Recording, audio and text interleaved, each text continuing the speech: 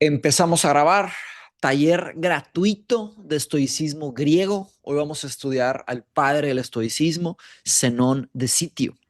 Decidí dar este taller de forma gratuita para darles una introducción a lo que se viene por delante, ¿verdad? Como muchos saben, estamos atravesando un verano de filosofía y voy a darles muchos talleres, ¿no? 5 talleres: escritura, 3 de pensamiento crítico y uno de estoicismo intensivo.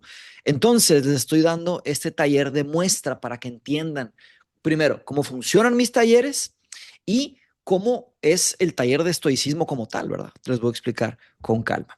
Ya me di cuenta que hay un tipo de hack en este verano. Creo que algunos de ustedes ya lo que si se ganan un acceso gratis al pensamiento crítico, se hacen miembros de Mindshop. Y al hacerse miembros de Mindshop, tienen 50% de descuento en talleres, ¿ok? Entonces, si no se sabían ese hack, pues ahora se lo saben. Si alguien se gana el de pensamiento crítico, ¿verdad? El acceso gratis, podrán comprar el taller entero de verano, todo verano de filosofía, a mitad de precio. Entonces, pues ahí está. Entonces vamos a avanzar. Nada más quería comentarles eso porque, pues como algunos ya se están dando cuenta, pues dije, ¿por qué no voy a como igualar el panorama, ¿verdad? Para que todos los demás sepan también esa posibilidad. Al hacerse miembros de Mindshop tienen descuentos en todo. ¿Cómo va a funcionar hoy? Ok, hoy tenemos una sesión de 1 hora y media. Igual me tarda un poquito más porque quiero explicarles unas cosas adicionales. Son básicamente 3 bloques. Parte número 1. Y tomen nota, para que estén bien atentos. Bienvenidos, bienvenidos. Espero tengan su libreta o un lugar para tomar notas, que vamos a ir rápido. Venga, parte número 1, teoría. Les voy a dar una clase, una pequeña clase de estoicismo, introductorio, griego. Parte 2, media hora, voy a presentarles un caso filosófico, un dilema filosófico y unas preguntas filosóficas, y voy a dividir a todos en grupos pequeños para que discutan estas preguntas. Y parte 3, conclusiones y preguntas, ¿no? Nos regresamos al salón principal y vamos a tener una conversación, ¿no? Como lo hemos hecho en el pasado, un tipo de conversatorio, un tipo de dialéctica sobre estoicismo. Entonces ahí voy a tomar sus preguntas. La primera parte es donde tienen que estar tomando notas, ¿verdad? Están escuchando con atención, no se me distraigan, quitan todas sus distracciones y tomen nota. No traten de anotar todo, anoten palabras clave, ¿ok? En la parte 2 les voy a leer un caso filosófico que se va a llamar naufragio, o les voy a hablar sobre un caso hipotético de una persona que acaba naufragando, ¿verdad? Que se rompe su barco en el mar y tiene que empezar una vida nueva. Verán por qué digo esto. Y luego voy a dividirlos en grupos. En los grupos pequeños, esa es la parte 2. Por favor, no tienen que prender la cámara, pero si pueden, pues préndenla para conocerse un poco. Sean muy respetuosos y pregunten, ¿verdad? Hablen, respondan, compartan. Les voy a dar unas preguntas clave. Y al final tenemos media hora de conclusiones y preguntas, como siempre manejamos. El taller, ahora sí, intensivo, es el próximo sábado. Bien, el próximo sábado 8 de agosto a esta misma hora. Entonces, mismo día, misma hora, ¿verdad? Sábado a las 8, solo que es intensivo. Vamos a hacer esto 3 veces. El próximo sábado va a ser 4 horas y media de trabajo filosófico juntos. Vamos a repetir ese proceso 3 veces, 1 hora y media, más 1 hora y media, más 1 hora y media. Y va a ser de Séneca, Epicteto y Marco Aurelio. Les voy a dar pequeños descansos entre bloque y bloque, por si quieren comer algo, pasar al baño o algo, pero van a ser prácticamente corridas las 4 horas y media, ¿ok? El taller intensivo obviamente les da membresía a Mindshop y luego platicamos sobre eso. No vine aquí a detallar esto. Es mindshop.café diagonal tienda. Ahí tienen el taller de estoicismo. Sí, sí estamos grabando, pero no vamos a grabar el bloque 2 porque ese es un grupo de discusión. Bien, empezamos. Todo. Al final les voy a hablar un poco más del taller intensivo, pero quiero que sientan lo que es un taller de estoicismo conmigo hoy. Y vamos a introducir, ¿no? El taller intensivo es de estoicismo romano. Este es de estoicismo griego. Zenón es considerado el padre del estoicismo. Tuvo una vida muy interesante y hay diferentes historias que cuentan cómo es que él llegó a la vida que sabemos, ¿no? Y lo poco que sabemos viene de Diógenes Laercio. Pero Zenón no detalló sistemáticamente el estoicismo. Él, digamos que dio el primer estímulo para entender las primeras ideas sobre ética, sobre lógica, sobre epistemología. y de ahí en adelante se empezaron a desarrollar los estoicos más adelante. Entonces, si tú entiendes las bases, va a ser más fácil entender el estoicismo más adelante.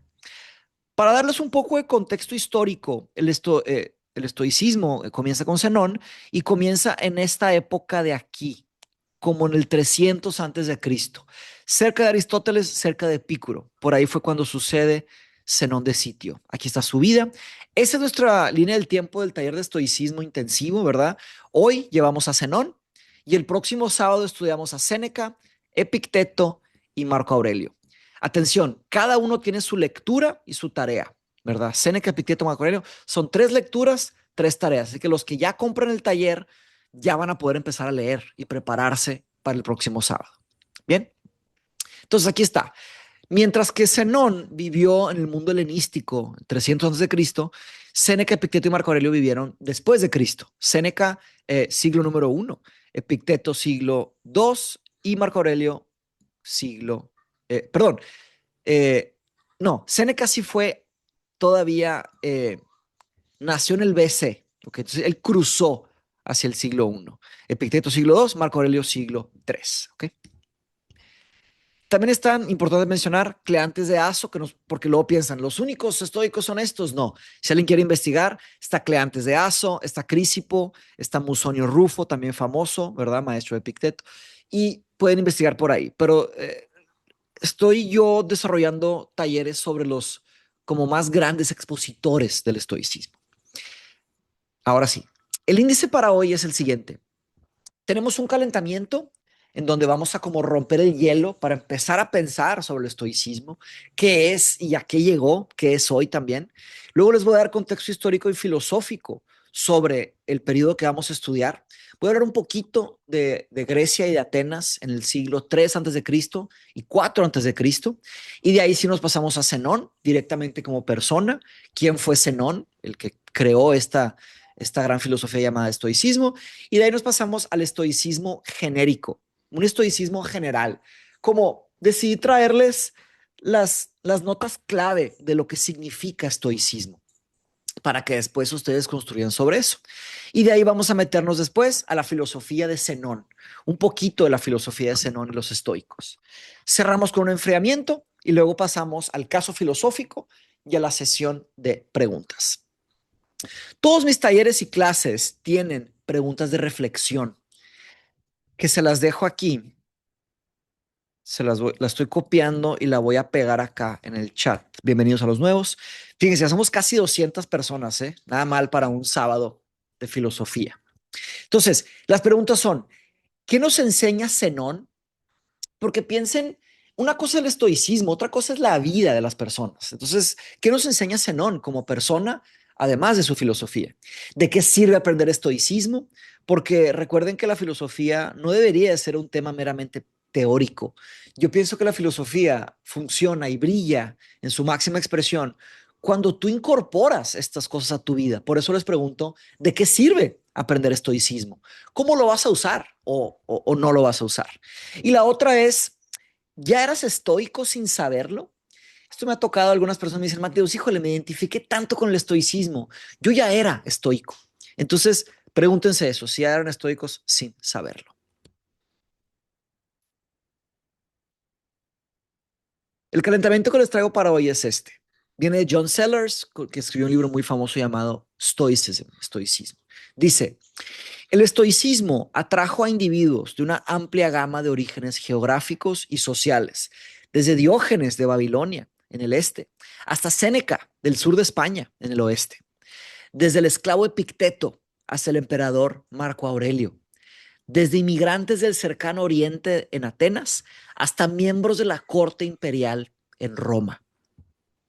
¿Qué fue lo que atrajo a un cuerpo tan diverso de admiradores?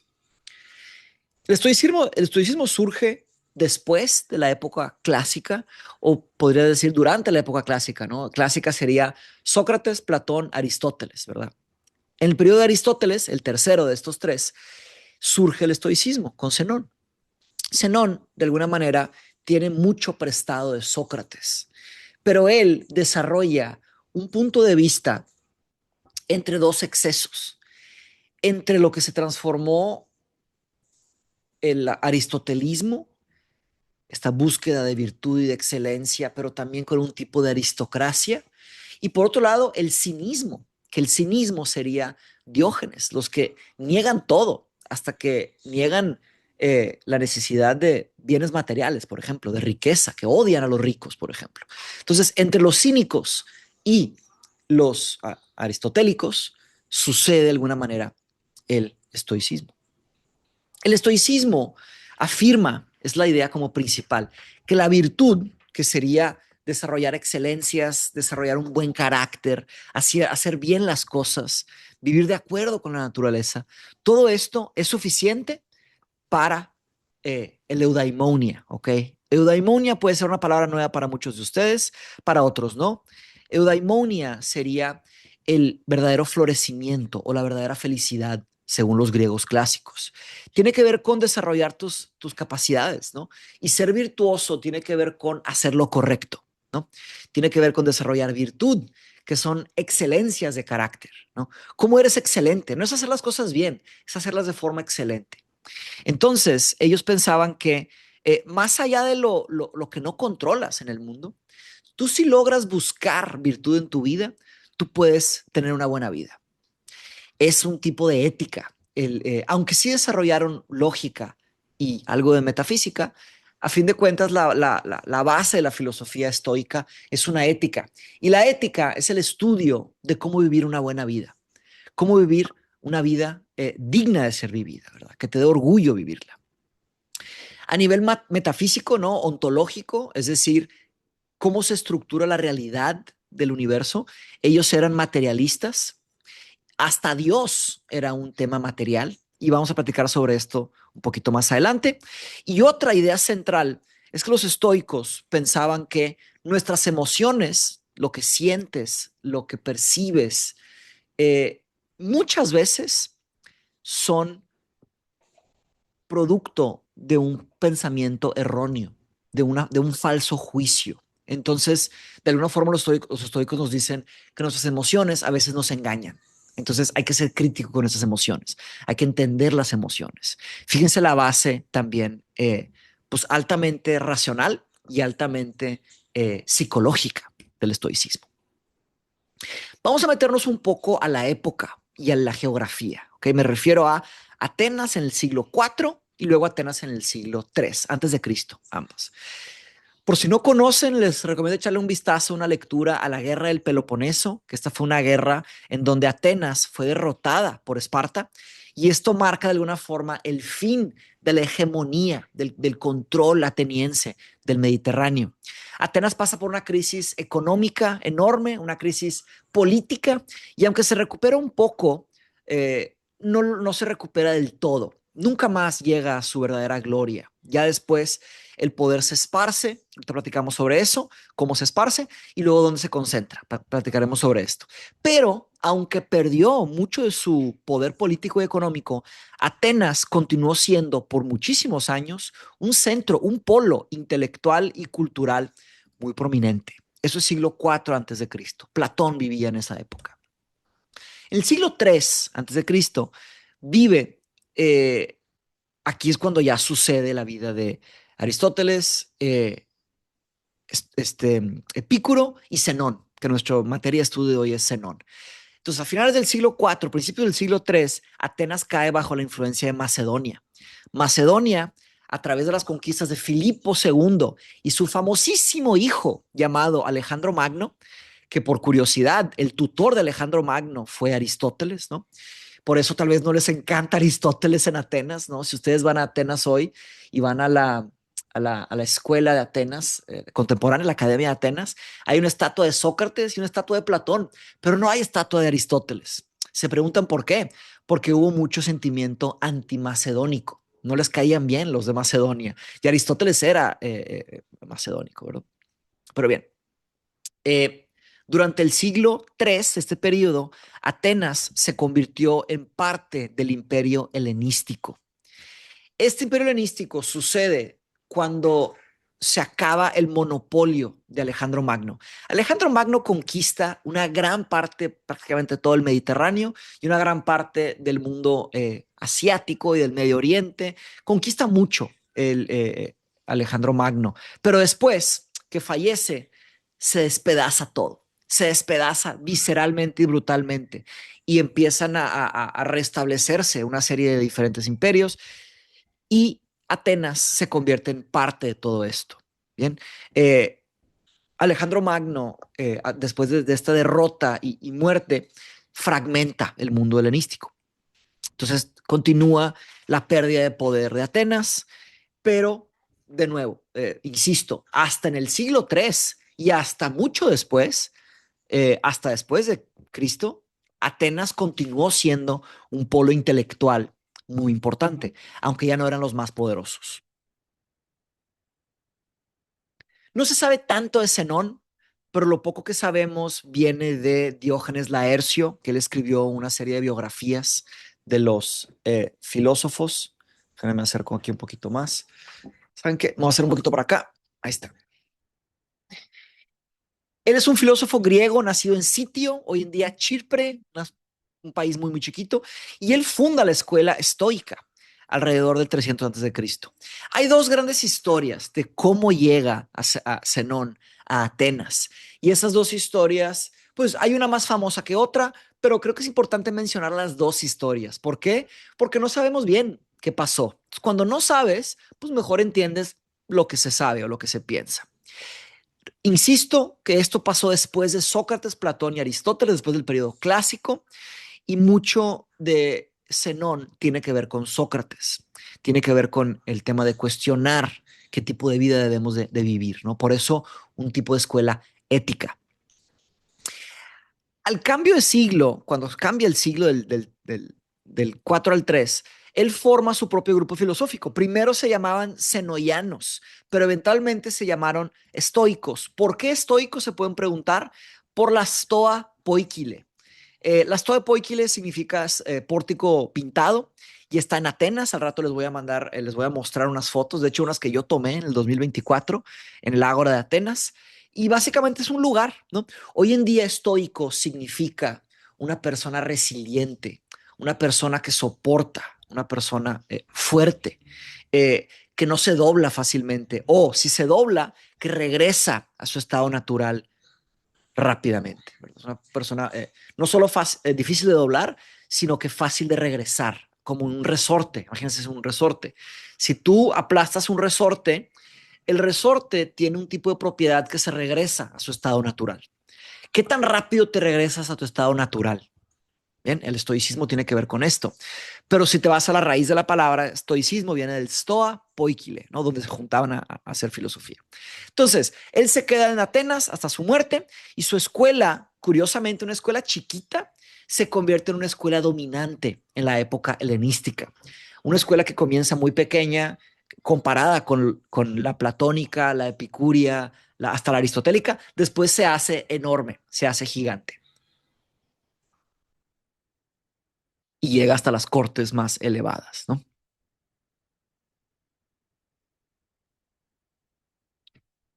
Un comentario más sobre la vida de Zenón para cerrar con esto. No estamos seguros, pero muy probablemente Zenón conoció a Epicuro.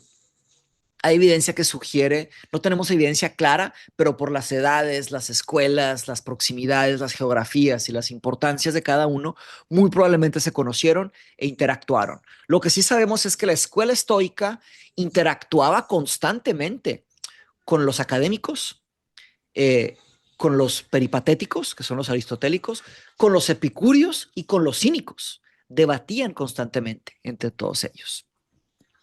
Les cuento ahora muy brevemente las dos grandes historias de cómo Zenón llegó a Atenas. Creo que ambas nos pueden dar algo de fruto filosófico, ¿no? Recuerden que las historias son algo muy importante en el ser humano, en nuestra historia humana, porque así nos comunicamos narrativas que transmiten conocimiento, que transmiten virtud, que transmiten sabiduría.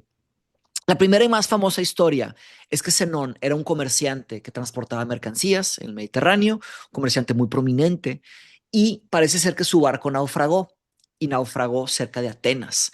Zenón pierde toda su fortuna, pierde todo, o sea, los que navegaban con él, pierde todo, ¿no? Y él acaba arruinado y desorientado en una playa. Acaba tomando refugio en Atenas y eventualmente, mientras deambulaba, él se topa con un comerciante de papiros que le ayudó a empezar a entender la vida y las teorías de Sócrates. ¿Ok? Y esto lo intrigó profundamente. Al entender la vida de Sócrates, este previamente famoso comerciante rico, ¿verdad? Opulente, empieza a entender de qué se trataba el pensamiento socrático. Y hay quienes dicen que serían, pues, diálogos, ¿cómo se llaman? Diálogos platónicos, pero no necesariamente. Acuérdense que exist, existen diálogos socráticos escritos por muchos más allá que Platón. Los diálogos socráticos escritos por Platón son los más famosos, pero no son los únicos, ¿ok? Porque alguien puede decir, Mateos, pero Sócrates no escribió nada. Sí, Sócrates no escribió nada, pero mucha gente escribió sobre Sócrates. Entonces, esto lo intrigó profundamente. Eventualmente se acabó decidiendo por tener una vida más sencilla, no una vida de riqueza, sino que una vida de conocimiento.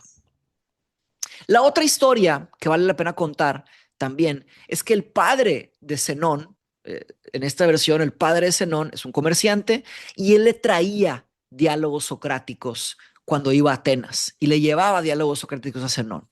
Y parece ser que eso inspiró a Zenón, como su papá le traía diálogos socráticos, eso inspiró a Zenón a mudarse a Atenas y estudiar filosofía y listo, y acercarse al tipo de vida que vivía Sócrates. Esa es la otra, ¿verdad? Entonces pueden decir, Mateo, pues, ¿cuál es la verdad? No sé, no se sabe. A veces está más allá de la determinación histórica, pero al estudiar temas tan antiguos, tienes que estar cómodo con esto y mejor te sabes las dos, ¿no?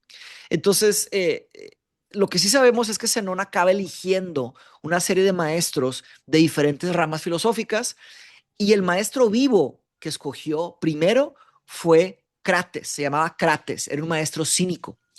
Y Crates, en vida, le enseñó mucho a Zenón. Y Zenón, eventualmente, después de muchos años de pensamiento y de escritura, porque sí escribió varias cosas Zenón, desarrolló su pensamiento original, desarrolló su propia filosofía. Ese es un mapa que viene de una fundación llamada Excavaciones del Ágora Ateniense, lo pueden encontrar en internet, y es un mapa del segundo siglo antes de Cristo, ¿verdad? Un poquito después de Zenón, cuando ya estaba más formada el ágora, pero ya era un ágora que ya no tenía esa riqueza, opulencia del poder político económico de Atenas, ¿verdad? Entonces, acá arriba, fíjense, en el ágora habían teatros, habían mercados, había templos, y acá arriba está el Stoa Poikile. Aquí está, cerca del río, ahí estaba, y ahí se juntaban unas cuantas personas a discutir filosofía y a discutir sobre virtud, sobre lógica, sobre metafísica, ¿verdad? Sobre todo esto. Esta foto la tomé yo en el verano del 2024. Tuve el honor de ir a Atenas, que fue una experiencia profundamente transformadora para mí. Espero repetir ese viaje algún día, invitarlos. Acá se puede ver el Partenón y acá es una parte del Ágora, pero ese no es el Poikile, ¿verdad? Ese es otro edificio. Ese es el templo de Hefesto, el dios griego, ¿verdad? Artesanos, herreros, carpinteros. Hay un escudo muy famoso que sale en la Ilíada de Homero, pero también es el dios de los herreros, artesanos, metalurgia, etcétera, ¿no? Es de las pocas estructuras, bueno, de las estructuras mejor conservadas de todo el Ágora, ¿ok? Si esperaban una foto increíble del Stoa, no hay, ya no está. Aquí, esto es donde estaba el Stoa Poikile. Este es el lugar. Hay muy pocas piedras, ruinas, ¿verdad? Pero aquí estaba construido. Aquí tomé la foto justo de donde se supone que era el Stoa Poikile, nada más para referencia, en el norte del Ágora. Ahí atrás pasa un río y fue uno de los lugares más famosos de la antigua Atenas. Muchísima gente iba ahí, pero no solo eso, se hicieron muchas pinturas y también acababan exponiendo tesoros de guerra, ¿no? Pero era un lugar público, o sea, ahí la gente podía caminar y justamente debatir, hacer filosofía, ¿no? Zenón hace su propio grupo filosófico que se juntaban ahí. Entonces, la propuesta era llamarse Zenoianos y parece ser que Zenón dijo, no, no, no, no, no le pongan mi nombre, póngale un nombre que otra cosa. Entonces le pusieron estoicismo. Hablemos de su filosofía. Él fue más que nada un escritor filosófico inspirador que sistemático. Él no se dedicó a sistematizar aquí empieza y termina mi lógica, aquí empieza y termina mi ética, aquí empieza y termina mi epistemología, aquí empieza y termina mi estética, aquí empieza y termina mi metafísica. No, no, no, él no sistematizó, él simplemente escribía lo que él pensaba y dejó un tipo de legado, como una base, dejó un tipo de legado elemental. Y luego los futuros estoicos se dedicaron a estudiarlo a detalle y a matizarlo y a entenderlo y explicarlo y a sistematizarlo, que a veces sucede así. Pero Zenón es el padre del estoicismo justo porque él desarrolla las primeras ideas éticas, epistemológicas y físicas del mundo estoico. La innovación ética más distintiva del estoicismo es una insistencia que hay ciertas indiferencias morales, como la riqueza y la pobreza, que cada quien debe de elegir qué tanto va a dedicar su vida a qué tanta psicología y tiempo y esfuerzo y sangre de su vida le va a dedicar a estas cosas. Ellos les llamaban los indiferentes porque es un tema de preferencias personales, pensaban los estoicos. Entonces, básicamente, habían como que visiones muy claras de qué tenías que hacer y qué no tenías que hacer. Los estoicos dijeron, espérate, depende, ¿verdad? No me puedes obligar a querer un tipo de vida. Es más bien un tema de preferencia personal, ¿verdad? Platicaremos sobre esto, ¿no? Tendremos muchos debates sobre esto. El más provocativo de las 27 obras que escribió Zenón, que tenemos registradas, ¿verdad? Porque tal vez escribió más, puede ser que fue la primera, que curiosamente se llama La República, puso, ¿verdad? Porque está la República de Platón, pero Zenón también escribió una república. ¿Me escuchan bien? ¿Me ven bien? Nada más para hacer un chequeo. ¿Bien? Ok, perfecto. Gracias. Venga, venga. ¿Están concentrados? ¿Ya se me distrajeron? ¿Se fueron al Instagram? Espero no. Ok. Hay que tomar nota. Eso ayuda. Ok. Venga. Entonces, La República es un texto muy controversial que escribió Zenón. Tiene mucha disputa y hasta es medio vergonzoso la República. Ahorita van a ver por qué. Porque fue un texto como extraño, que o él estaba muy adelantado de su época o estaba muy confundido para lo que deberían de ser las cosas. Lo dejaré a ustedes, que ustedes sean los jueces, ¿verdad? Todo lo que yo les explique, quiero que ustedes lo tomen y lo mediten, ¿ok? No se crean nada de primera mano. Analicen las ideas, ¿verdad? Escríbenlas, medítenlas, ¿no? Bien, yo les voy a traer siempre lo trabajo muy académico de enciclopedias, de libros, de ensayos, pero solo porque está en una enciclopedia, libro, ensayo, no quiere decir que simplemente es el mundo, ¿no? Tienen que ustedes tener fricción con los textos. A eso voy. Venga, dice, o sea, no saquen conclusiones muy rápido. Mi punto es, medítenlas. Un académico de estoicismo muy famoso, David Sedley, escribió sobre Zenón. De manera típicamente cínica, recuerden que el maestro de Zenón era un cínico, la mayoría de las instituciones cívicas, por ejemplo, esto es lo que pensaba Zenón en la República, templos, tribunales, la moneda, la vestimenta para diferentes sexos, la educación convencional y hasta el matrimonio deberían de ser abolidos, deberían de eliminarlos. La ciudad debería ser una comunidad de sabios unidos por la concordia y, al parecer, una forma sublimada de amor erótico. Algunos estoicos posteriores encontraron esta obra tan profundamente embarazosa que la calificaron, o partes de ella, como espuria. Espuria es como falsa, ¿verdad? Sin embargo, Crisipo, su segundo sucesor, defendió estas ideas de Zenón con todo su corazón, defendió esas propuestas y principios. Esto es una cosa, esto que acabo de leer es muy controversial decirlo hoy. Imagínense decirlo hace 2000 años, ¿verdad? 2300 años. Es una cosa muy rara.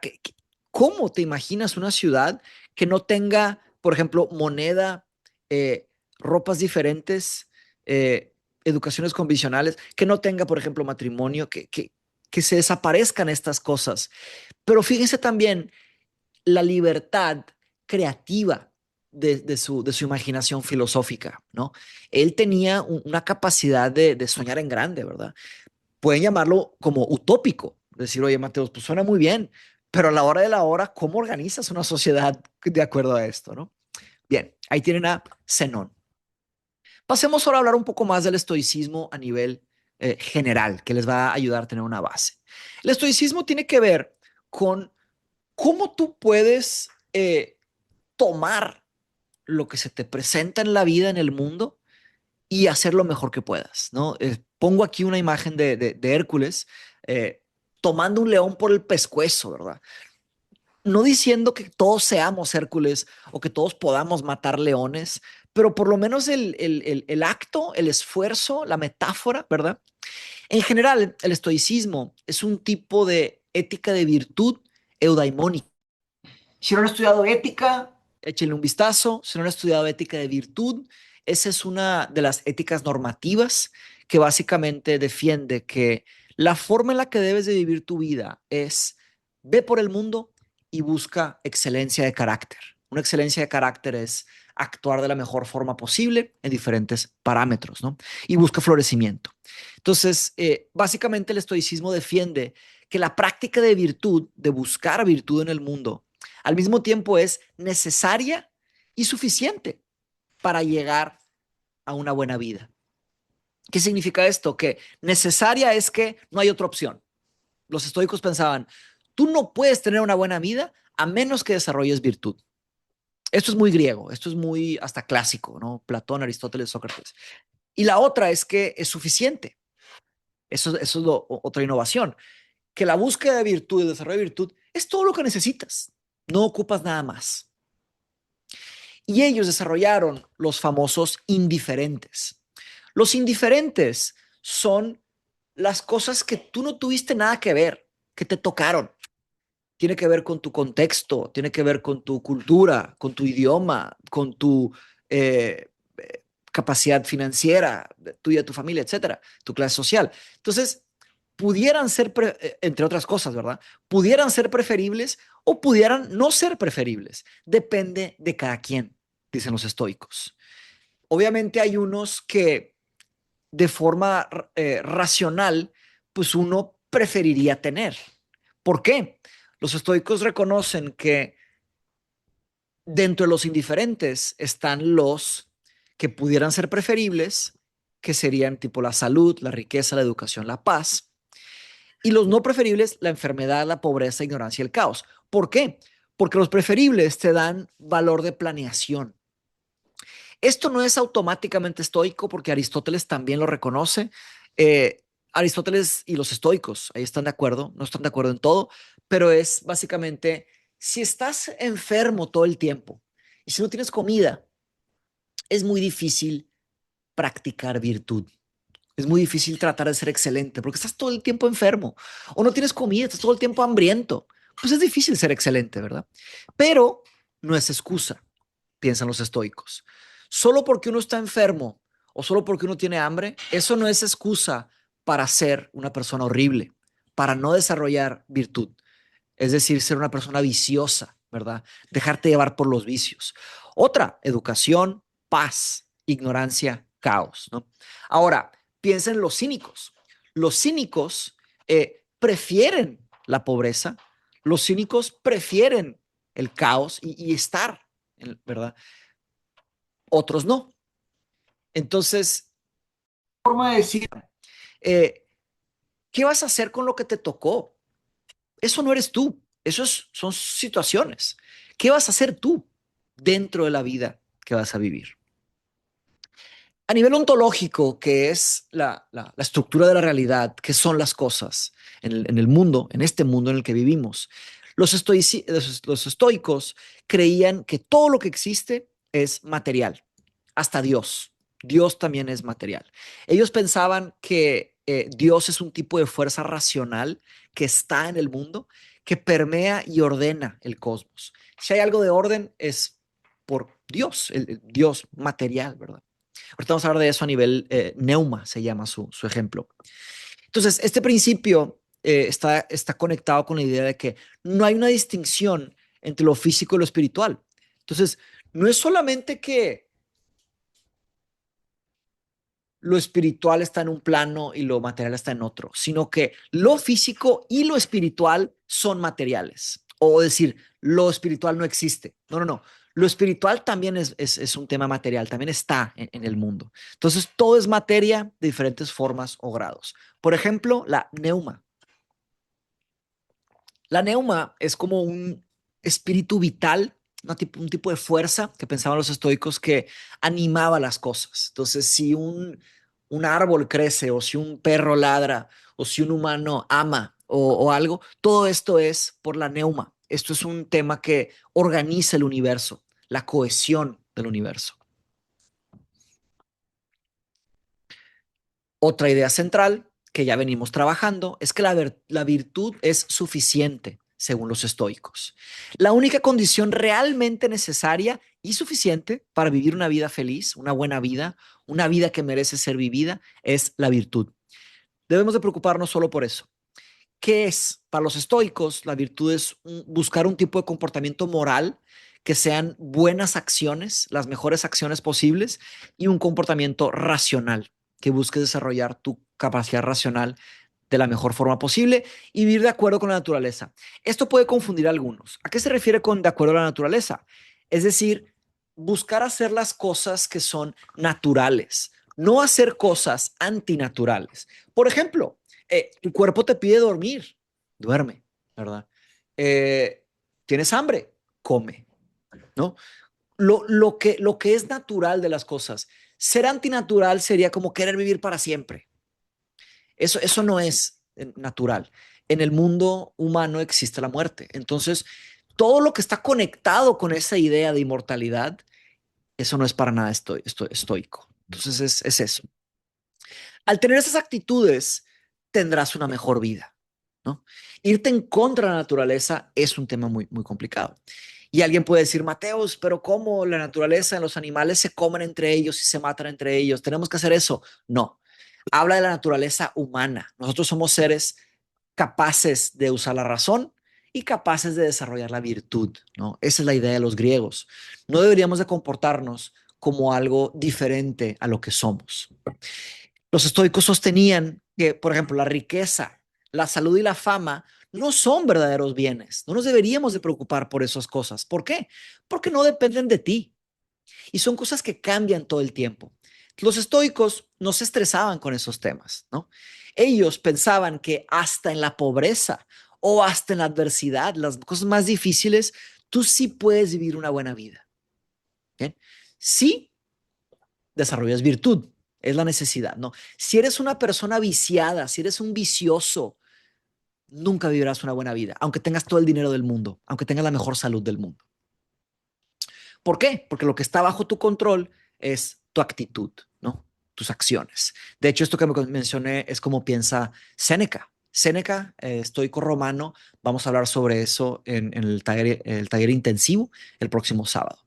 Séneca pensaba que aunque estés en pobreza y en enfermedad, sí puedes vivir una buena vida. Tercera y última, que ya me pasé de tiempo, pero probablemente una de las más importantes ideas de los estoicos, que las emociones a menudo, muchas veces, son producto de juicios erróneos. Ellos consideraban que muchas emociones, especialmente negativas, como el miedo o el enojo o la tristeza, no deberían de ser reacciones automáticas. Debemos de respirar, pensar. Y ya que emites un juicio, te darás cuenta que muchas veces que tienes miedo, muchas veces que estás enojado o muchas veces que estás triste, no deberías de estar ni triste ni enojado ni con miedo. Son falsos juicios. ¿Qué produce esto? Una vida más tranquila, porque te haces un poco más valiente, te haces un poco más tranquilo y te haces un poco más feliz. ¿Por qué? Porque si estás todo el tiempo triste por mentiras, todo el tiempo enojado por mentiras o todo el tiempo asustado por mentiras, vas a vivir una mentira, vas a sentir mentiras. Entonces ellos, fíjense la profunda psicología de este trabajo. Ellos desarrollan un tipo de terapia cognitiva, claro que es problemático llamarle terapia, pero es una palabra moderna para explicar algo antiguo. Ellos le llamaban apatheia. Apatheia sería buscar un tipo de ecuanimidad que te permite tener una ausencia de emociones perturbadoras. Te permite como echar una respirada y decir, ¿será que debería enojarme o no? Déjame pienso bien. Ok, tal vez sí, tal vez no. ¿Será que debería tenerle miedo a eso? ¿Será que debería estar triste por eso? ¿Se fijan cómo ya conecta, el trabajo estoico conecta el pensamiento con la emoción, sugiriendo una sofisticación psicológica? Otro es, el ejemplo que les quiero dar es la muerte, ¿verdad? Si tú, y esto también está muy conectado con los epicúreos, si tú todos los días estás preocupado con la muerte y piensas que va a ser horrible tu muerte y no piensas nada sobre más que la muerte, entonces tu vida va a estar horrible. Olvídate de tu muerte. Tu vida va a ser despreciable porque estás todo el tiempo concentrado en eso. Mejor, dicen los estoicos, enfócate en el ahora. ¿Qué hay ahorita? ¿Qué está pasando? ¿Qué voy a hacer? ¿Verdad? Me preocupo por hoy. Mañana me preocupo por mañana. Hoy me preocupo por hoy. Y cerramos esta breve parte de teoría con esta frase del emperador romano y estoico Marco Aurelio, que es una de mis frases consentidas, no quiero decir preferida porque tengo muchas, pero es: el impedimento a la acción hace avanzar la acción. Lo que se interpone en el camino se convierte en el camino. Eso es profundamente estoico por diferentes motivos, pero me gusta mucho esta frase, no solo por lo que te dice, sino por cómo está escrita. Digamos que fluye. Dice dos cosas parecidas de diferentes maneras. Dice, lo que te frena tus acciones, eso que te está frenando, eso es lo que va a hacer que suceda tu acción. Esa resistencia es justo lo que va a mejorar tu acción. Y aquello que se pone en el camino, no es que se puso algo en el camino, en realidad ese es el camino, ¿no? Ellos eran pensadores también muy conectados con el destino, con lo que pasa, ¿verdad? Oye, te rompiste una pierna, ¿ok? ¿Vas a estar ahí llorando el resto de tu vida? ¿O qué vas a hacer? ¿No? No te puedes regresar en el tiempo, ¿verdad? Simplemente es, ¿qué harás ahora que tienes una pierna rota? ¿Qué vas a hacer? Ahí tenemos el repaso. Nos fuimos por el calentamiento, contexto histórico, Zenón, estoicismo, filosofía, enfriamiento. Las preguntas ya las tienen ahí. ¿Qué nos enseña Zenón? ¿De qué sirve aprender estoicismo? Ya eras estoico sin saberlo. Su tarea, esta no la voy a revisar, es para que ustedes la hagan. Atención, dos comentarios. La tarea no se trata de una calificación, que nadie los engañe. La calificación es lo menos importante de una tarea. Retroalimentación, pues ayuda, ¿verdad? Por supuesto, porque pues ¿cómo sabes que está bien? La retroalimentación puede venir de ustedes mismos. Escriban una tarea y eventualmente sigan estudiando y luego regresense a esa tarea y a ver cómo les fue. Ustedes revisen sus propias tareas o pregúntenle a alguien más a ver qué les parece. Eh, y segundo comentario sobre inteligencia artificial. No sirve de nada utilizar inteligencia artificial que les haga la tarea. Es más, les va a estorbar porque van a pensar que saben. Pónganse a leer, mis estimados alumnos, que nadie los engañe. Y pueden decir, Mateos, pero yo puedo leer lo que me dice la inteligencia artificial. Lo que te responde la inteligencia artificial puede ser una forma de buscar, de entender conceptos nuevos, pero a un nivel muy superficial. Si quieren entender, váyanse a los textos, pónganse a pensar, pónganse a escribir, pónganse a leer. La tarea es, explícame qué es el estoicismo y cuáles son sus características principales con sus propias palabras, con su inteligencia natural, ¿ok? No se olviden de su inteligencia natural, que esa va a estar con ustedes toda la vida, aunque no haya internet, aunque no haya 4G, su inteligencia natural va a estar con ustedes. O su ignorancia natural, depende de lo que quieran, ¿verdad? El caso filosófico de hoy se llama naufragio. Imaginemos juntos el siguiente escenario. Un jueves por la mañana, Alejandro, un exitoso comerciante de marfil sin obligaciones familiares, pierde todas sus mercancías tras un devastador naufragio que lo deja varado en una ciudad desconocida. Sin dinero, sin red de apoyo y sin su antigua vida, Alejandro se encuentra solo con sus pensamientos y la necesidad de comenzar de nuevo. En la ciudad se cruza con un grupo de pensadores de una sociedad de conocimiento que lo invitan a unirse a sus discusiones filosóficas. A medida que se sumerge en el mundo de las ideas, comienza a cuestionarse si lo que realmente pasó en el naufragio fue simplemente una pérdida de riqueza material o más bien fue una oportunidad para descubrir una vida más auténtica, más suya. Esa noche, Alejandro, sentado solo debajo de un puente, reflexiona. ¿Qué habría sido de mí si mi barco no hubiera naufragado? Sería atrapado, seguiría atrapado en una vida vacía, persiguiendo solo el dinero y los aplausos. Este pensamiento lo sacude profundamente, haciendo cuestionar el sentido de su misma vida. Hoy, Alejandro no tiene ningún tipo de lujo que tenía, pero tampoco tiene las consecuencias que conllevan llevar una vida dedicada a lo material.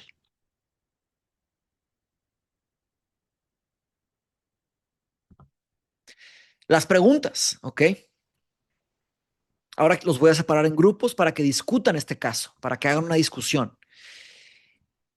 Atención, somos 224, van a haber bastantes grupos, ¿ok? Voy a hacer grupitos de 5.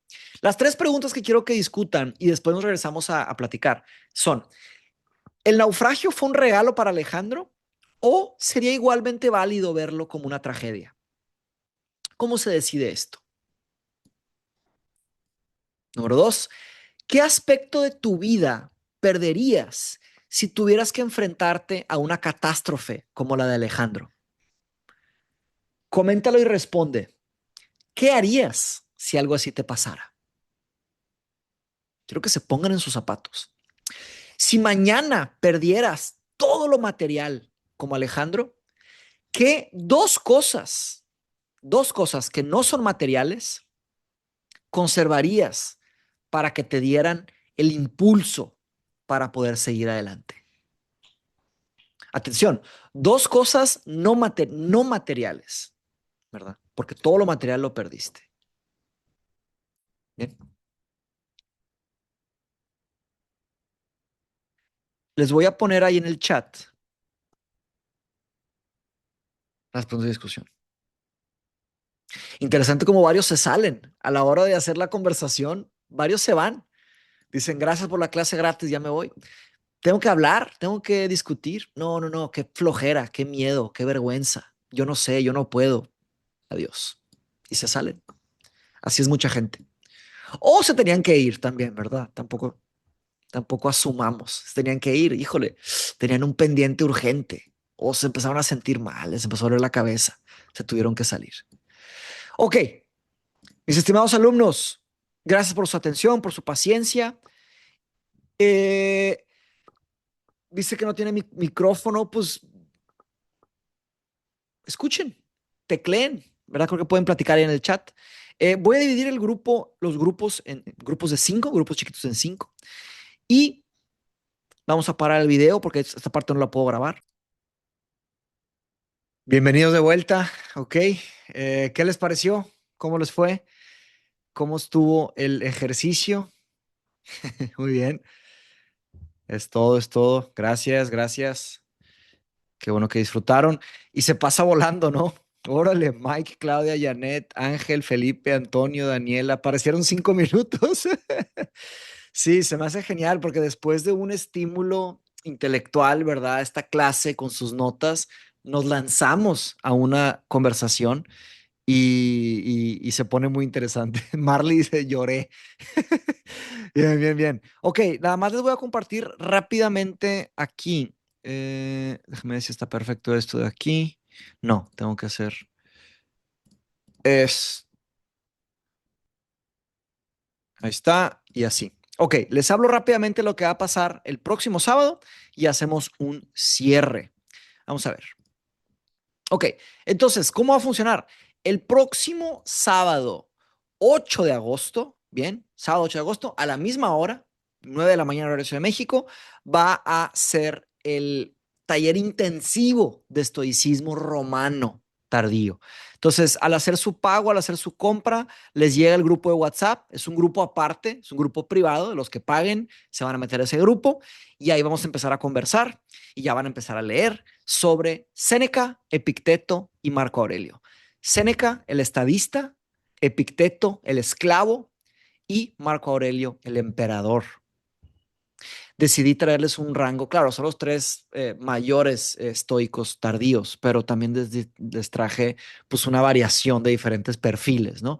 La clase de Séneca está dedicada a mi papá, dedicada a mi padre, que tenía una frase que decía, a vida é muito curta para tomar vinho ruim. La vida es muy corta para tomarte mal vino. Y eso quiere decir, en otras palabras, que, pues, compadre, si quieres otro tipo de vino, la vida se te va a pasar muy rápido. Ponte, busca otras cosas, haz algo más, ¿verdad?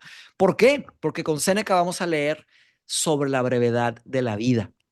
Séneca enfrenta directo el problema de la muerte y el problema del tiempo.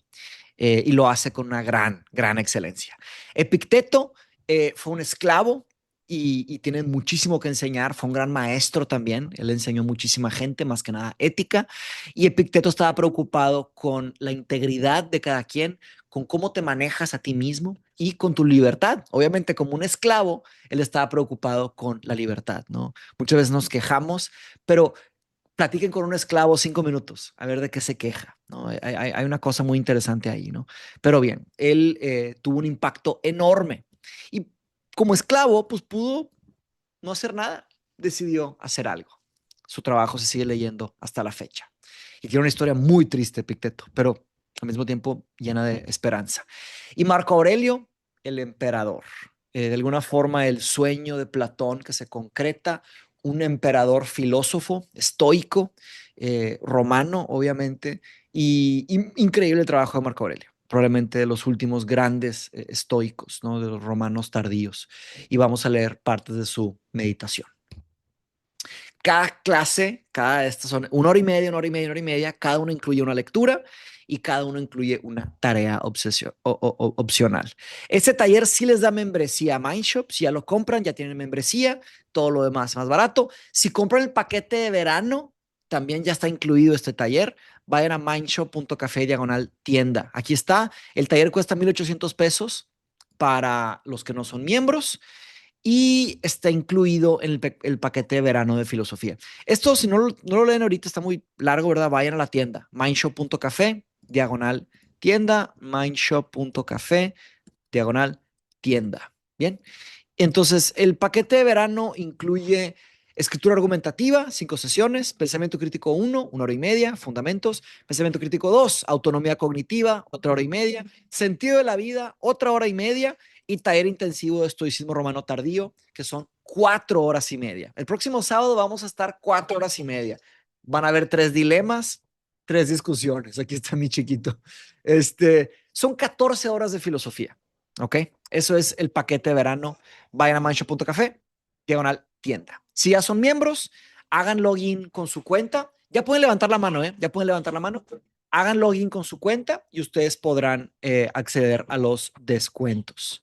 Y si están en dialéctica, es gratis. Mis alumnos de dialéctica tienen todo esto gratis. Pedro Miseli, bienvenido. Vamos a hasta las Hola, 11:40, hasta las 11:45, ¿ok? Voy a dar 15 minutos extra. Pedro, adelante. una duda. ¿Es para hablar sobre lo que acaba de comentar o podemos hablar de todo lo que hemos visto hasta ahora? De estoicismo, dudas de estoicismo, de lo que hemos visto en la sesión de hoy. Bueno, una cosa, yo tengo cierto prejuicio, tenía cierto prejuicio con el estoicismo por las redes sociales y también porque yo provengo de una familia religiosa. Entonces vi que el estoicismo es muy fácil de adoptar y de abrazar por personas muy religiosas. O sea, el estoicismo es fácil de adoptar o como que la forma de verlo es como de, es parte de nosotros. Veo las enseñanzas de Pablo y también se parecen mucho a las estoicas en la Biblia. Entonces me pareció muy interesante entrar aquí, justamente porque logré quitarme ciertas barreras mentales que tenía al respecto y me parece muy interesante. Y te quería agradecer también por la invitación porque Ujú. clases largas. La verdad me esperaba una clase muchísimo más corta y fue bastante larga. Qué Entonces bueno. fue muy interesante. Lo del grupo me sacó completamente de onda. No me esperaba que se hiciera esa actividad y quería preguntarte a ti, ¿por qué crees que los religiosos adoptan tanto el estoicismo? ¿Por qué crees que Ok. van tanto de la mano? Bien, bien, bien, bien. Gracias, Pedro, por el contexto de la pregunta. Y sí, es un gusto estas actividades. Y se fijaron lo que dije, ¿no? Que mucha gente tiene miedo. Y tampoco quiero ser como exagerado, ¿no? Pero mucha gente que podría platicar en una discusión organizada prefieren irse. ¿Por qué? ¿Verdad? En fin, yo siempre los voy a animar a platicar o escuchar o integrarse, ¿verdad? Pero bien, Pedro, creo que hay dos motivos, ¿eh? Dos motivos. El primero es el origen de la religión católica y segundo es el concepto del ascetismo. Por eso se conectan mucho el estoicismo y el catolicismo. El origen de la religión católica está muy relacionado con Platón. Si ustedes se ponen a estudiar el trabajo de Platón como un escritor, como un filósofo, en especial el platonismo y luego el neoplatonismo, van a ver que, de hecho, no solo el cristianismo, muchas religiones toman del trabajo de Platón. De ahí viene prácticamente.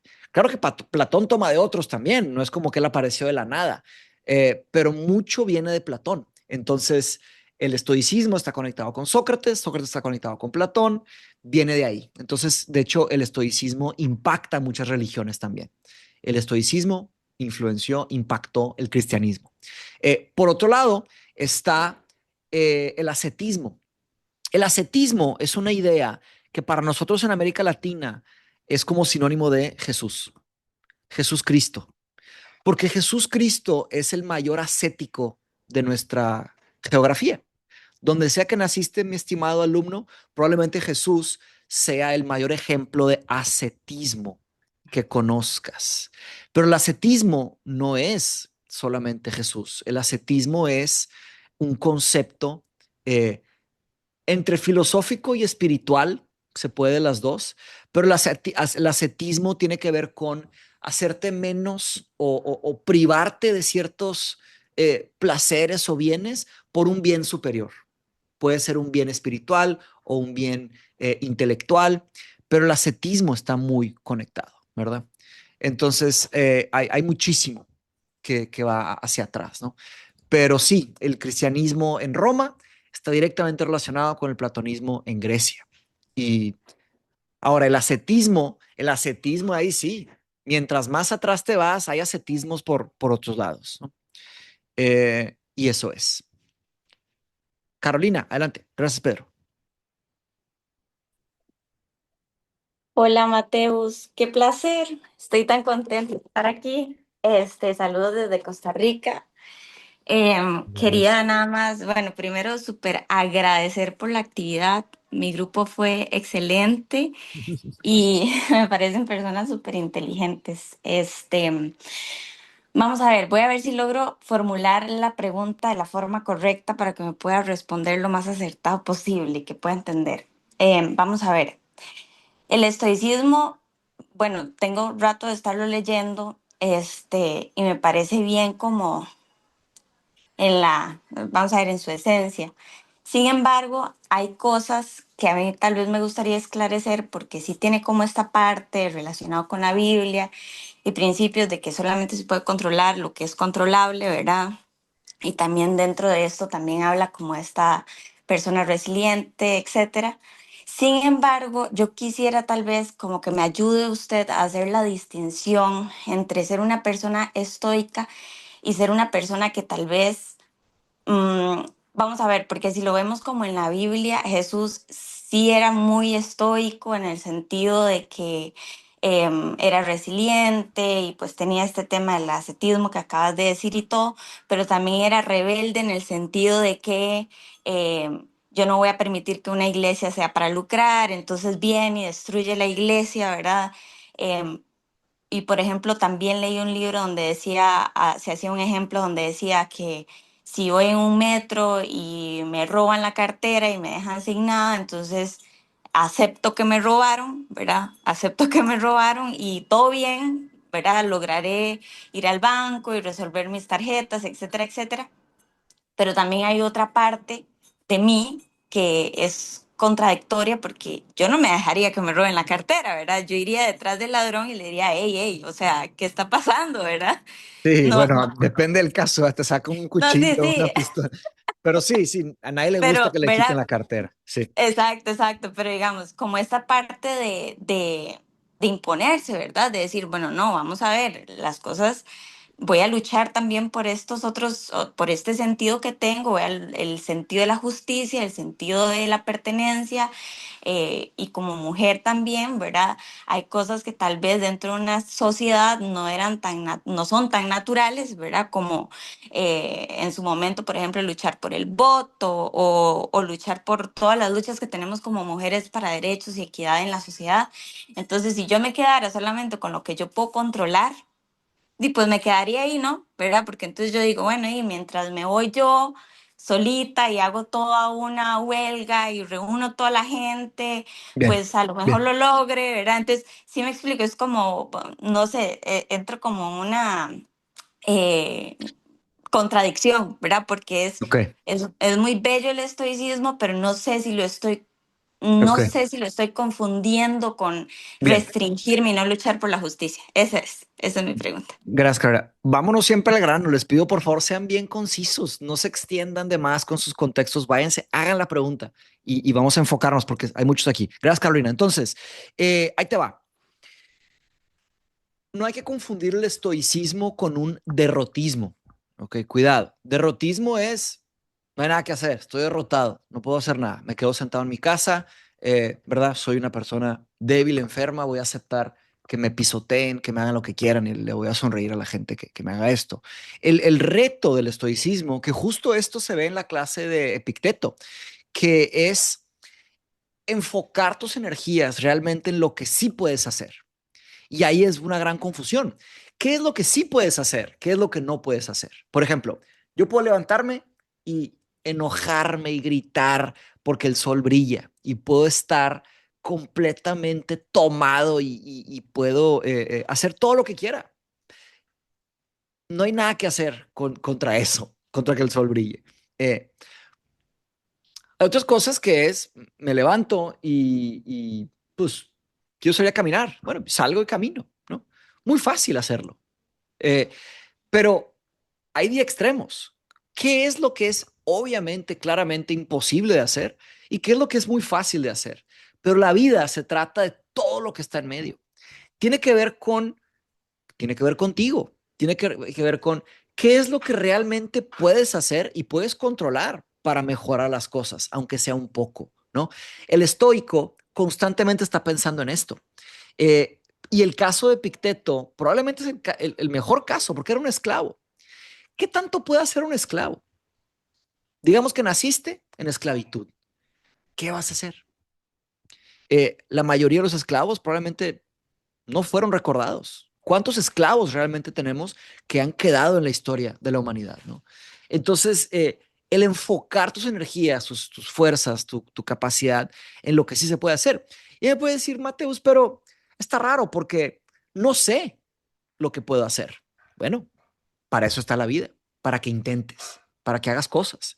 El no saber si puedes cambiar algo o no, eh, probablemente la mayoría de las cosas no las puedes cambiar, pero algunas cosas tal vez sí. dentro de 20, 30 años, 40 años esforzándote en una cosa, dedicándote a una cosa, igual y mejoras un poquito, algo, ¿no? En el caso de la lucha por la igualdad, la equidad de género, esta lucha no es nueva. Y hay mujeres y hombres que han hecho progreso, que han mejorado. ¿Cómo le hicieron? Piensen en pasados en donde el mundo era muy diferente al mundo de hoy. Personas que pensaron que algo era imposible de hacer, de pronto se lograron. ¿Cómo? ¿Por qué? ¿Qué tuvieron de especial esas personas que no tenemos nosotros? ¿No? El estoicismo te ayuda a retar y hasta tratar cosas imposibles, que de repente te das cuenta que, bueno, esto que imaginaba no puedo, pero esto primario sí, y mañana esto y luego esto. Tiene que ver con eso, ¿verdad? Pero hay cosas que dices, oye, yo nunca voy a ser un buen jugador de fútbol americano. Entonces eso, pues, ¿para qué me enojo? ¿Me explico? O un bailarín de ballet. Entonces, ¿para qué me pongo triste? ¿De qué sirve perder mi tiempo con eso? Pero hay cosas que tal vez sí puedo hacer. ¿Cuáles son esas cosas? Y ahí es donde sucede la vida y se pone diferente la conversación, ¿verdad? Gracias, Carolina. Muy buena pregunta. En la clase de Picteto enfrentamos eso de frente. Pablo, adelante. Hola a todos, hola Mateo. Me gustaría preguntar, tú pusiste un ejemplo de un resorte, ¿no? No importa cuánto ¿De un qué? te deformes, de un resorte, Sí, perdón. del resorte, sí. No importa cuánto te deformes, regresas a tu estado natural. Pero el problema es si tú eres una persona que no eres buena y no tienes esas bases bien formadas, se puede utilizar el estoicismo como para hacer cosas malas. O sea, te adaptas a todo, pero puede ser que para los demás no sea lo mejor. Entonces, mi pregunta Entonces, es, ok, perdón, por definición, el estoico busca excelencia de carácter. Entonces, tendrías que definir qué es una persona que no es buena. ¿Qué es una persona que no es buena? Una persona que hace, ¿verdad? Bueno, un estoico no haría eso. Un estoico busca excelencia de carácter. Una persona excelente en carácter no haría lo que una persona no buena haría, ¿verdad? Entonces, ok, la misma idea de la virtud es la búsqueda de excelencia de carácter. ¿Cuáles son las mejores acciones? Y practicarlas hasta un nivel de excelencia. Entonces, eso no sería un estoicismo, sería un falso estoicismo, si quieres. Sería la instrumentación ideológica del estoicismo. Por ahí va. Y hay mucho de eso. La mayoría de la gente que piensa que está haciendo estoicismo es como un echaleganismo o un individualismo o un capitalismo a veces, que es échale ganas, levántate temprano. No es exactamente eso, ¿no? El estoicismo tiene un aspecto de aceptación, un aspecto de estar de acuerdo con la naturaleza, de virtud y otros aspectos. Entonces, sí creo que se puede instrumentalizar el estoicismo, pero el verdadero estoicismo tiene que ver con la virtud. Y también la otra es, ¿cuál estoicismo? ¿De qué periodo y de qué autor? Hay muchos, entonces tampoco es generalizarlo, ¿verdad? bien, muchas gracias. Bien, ¿has Pablo? Ok. Andrés, adelante. Hola Mateus, muchas gracias. Hola. ¿Me escuchas bien? Sí. Sí.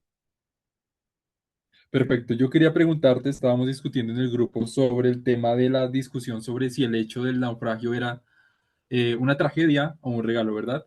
Y en ese sentido nos preguntábamos si el estoicismo, digamos, porque en cierta forma el naufragio lo percibíamos como un hecho matamente trágico, digamos que genera unos efectos adversos que son reales. Y se podría convertir en un regalo solo entonces cuando la persona lo reconvierte en una oportunidad para obtener otros beneficios y otras oportunidades. Pero entonces, digamos, la interpretación del estoicismo permitiría como tergiversar el entendimiento de un hecho materialmente adverso o con unos efectos negativos claros en un regalo, o eso No, solo pasa, digamos, con la reinterpretación. Perdón, no te entendí. Es que, disculpa, mi hijo estaba llorando y entre que se corta un poco. ¿Puedes repetir la pregunta, pero de forma concisa? Sí, mira, te quería En el, preguntar si el en el ejemplo estoicismo, en el caso de que sea una tragedia lo de lo material, ¿verdad? Ese es el caso que estás explorando. sí, o sea, implica que una tragedia material no es una tragedia material por ser Ok, estoico, o el estoico es porque la transforma en una oportunidad. no sé, no sé, es la pregunta. Lo puse sobre la mesa, ¿verdad? Para que ustedes, porque miren, hay preguntas abiertas que no tienen respuesta clara. Lo que, lo que yo quiero que hagan es que usen la materia prima que estudiamos para idear argumentos. Se les pueden ocurrir diferentes argumentos, porque recordemos de los indiferentes, ¿no? Hablamos de los indiferentes, que puede ser preferible o no. Pueden ser preferibles o pueden no ser preferibles. Entonces, dependiendo de las posturas que tomes, te toca justificar por qué sí son preferibles o por qué no. Y luego, ¿qué tanto? Porque estamos hablando de, por ejemplo, educación o ignorancia. ¿Qué significa educación? ¿Qué tanta educación? ¿Cuántos años y calidad de educación? Ignorancia, ¿qué tanta ignorancia? ¿Qué niveles de ignorancia? ¿Absoluta? ¿Parcial? Todos somos ignorantes en algo. Entonces, sobre el tema material, se me hace especialmente relevante hoy porque la industria del marketing nos ha buscado. Se está trabando. Bueno. ¿Ya volvió? Ok. Sí, ahí solo se traba el video. Ah, ok. La industria del marketing nos ha buscado transformar en consumidores. ¿Qué es un consumidor? Un consumista, una persona que piensa que la buena vida es la vida material, es la vida llena de materia, de cosas. Entonces, ¿será que es verdad esa vida? ¿Será que eso es el florecimiento humano? ¿O hay otras opciones? Ahí es donde levanto la pregunta. Pero también, obviamente, al pasar por eso, una forma de defender el otro lado es que el otro lado del argumento es que dices, oye, Mateus, pues está sin comida. No tiene comida, no tiene casa, no tiene nada. Entonces, en ese aspecto se podría defender que es una tragedia, pero por eso lo puse así. Depende cómo lo vean y hay diferentes argumentos, porque también no dije qué pasó después, ¿verdad? Alguien pudo haber dicho, bueno, después de ese día del puente, fue al mercado de Atenas y lo acuchillaron, ¿verdad? Porque no tenía protección, se murió de hambre. Entonces, ¿a qué voy con esto? Que hay diferentes formas de argumentar. Tampoco quiero cerrar la conversación. Me explico, Andrés. La pongo sobre la mesa para que se exploren diferentes tipos de vida. Sí, de acuerdo. Gracias, Mateus. Bien, gracias, Andrés. Y también obviamente preguntamos, ¿qué diría Zenón? Esa es una. ¿Qué diría un estoico? Esa es otra. ¿Qué dirían ustedes? ¿Verdad? Que es la que me interesa. Bien, una última pregunta. Ya nos estamos pasando. Janet, adelante.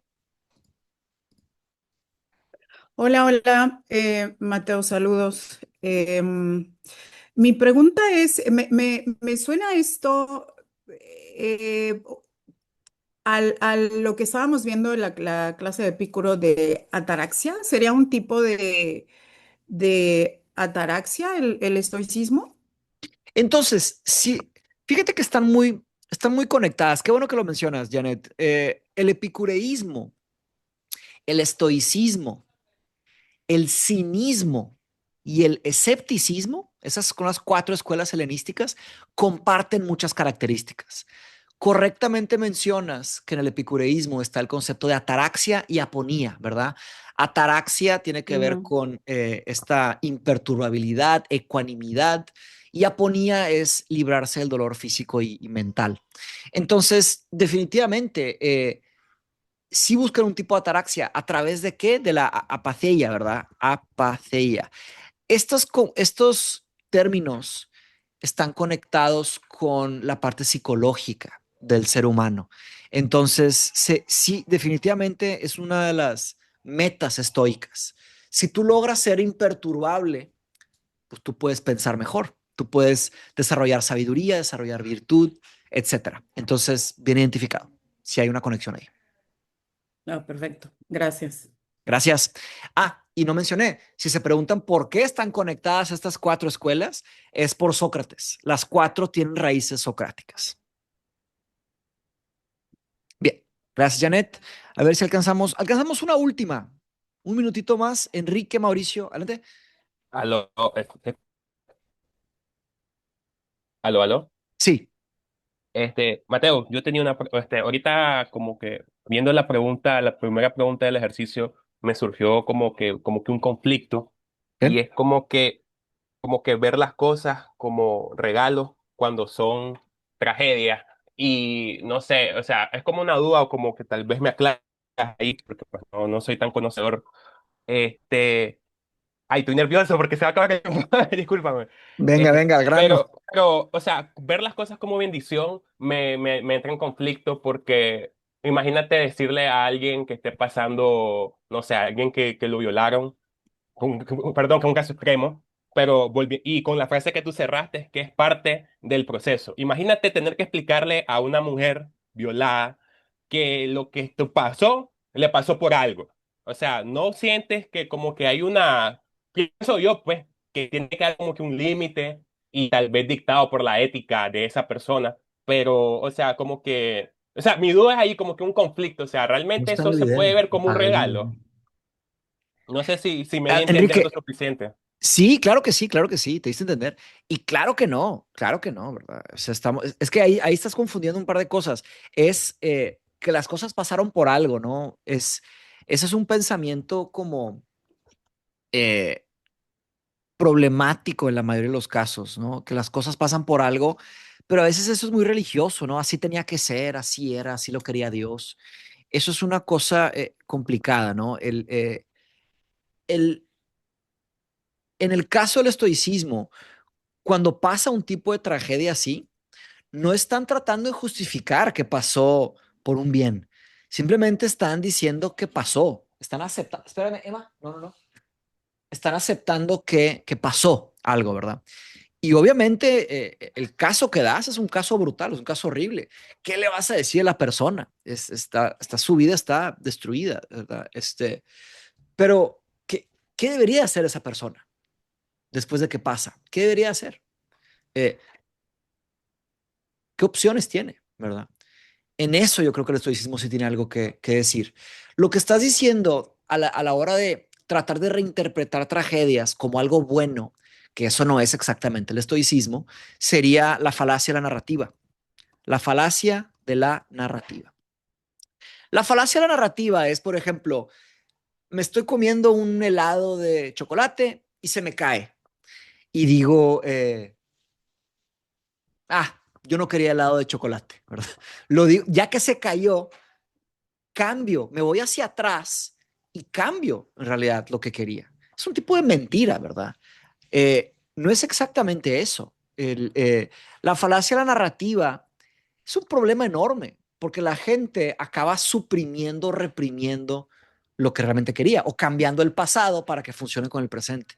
No es eso, ¿verdad? Entonces, en fin, se nos acabó el tiempo. Por ahí va, hay mucho más que discutir. Vénganse, ahí está mindshow.café, compren el taller y nos vemos el próximo sábado. Bye bye. Nos vemos. Gracias por estar acá. Que tengan un excelente fin de semana.